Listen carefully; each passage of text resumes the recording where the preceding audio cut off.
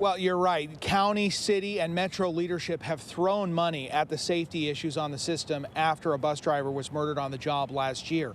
Now, we're hearing from transit leaders who say all that work is starting to pay off. There is more than just a new look for these new buses in King County. After months of work, the agency is starting to install safety upgrades for drivers and passengers. Once you pay your fare and get on board, you're going to see these new barriers that are protecting the driver. You'll also see a sign that says assaulting a driver is a felony. And you're going to see monitors with a live stream of the cameras that are recording everything on the bus. For an operator to safely do their job and not have to worry about being assaulted, it's going to make a big difference. The protective barriers were just one of the demands from the transit union after driver Shawn Yim was stabbed to death by a passenger last year. We have a lot of work to do, but I think at this point we have to start acknowledging when we're making progress.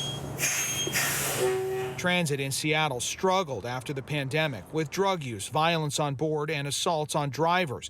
Metro's general manager, Michelle Allison, says this year things are improving with more security, more police, and fewer incidents. Rider satisfaction is going up, accidents and incidents and assaults and those metrics are going down.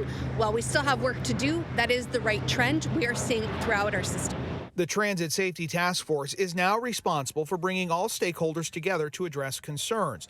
That includes King County Council member Claudia Balducci, who recently went with the transit union president along the E-line in North Seattle to see one of the most challenging parts of the system. Along that whole stretch there, one part of our system through Aurora, it's very challenged. We saw illegal activity, we saw people drinking on the bus, we saw, things that continue to make people feel uncomfortable. And so we're making progress. That's encouraging. There's a lot more that still needs to be done.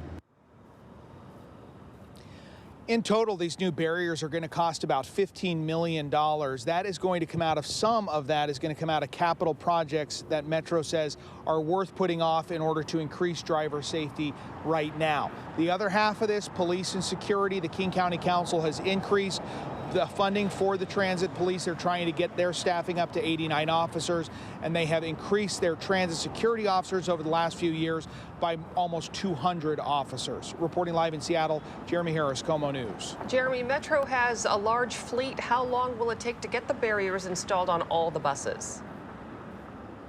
Yeah, you're right. Metro has about 1,400 buses, and so to install anything on all of them is going to take some time. They're going to start retrofitting the buses in December, and they expect to be done by the end of next year.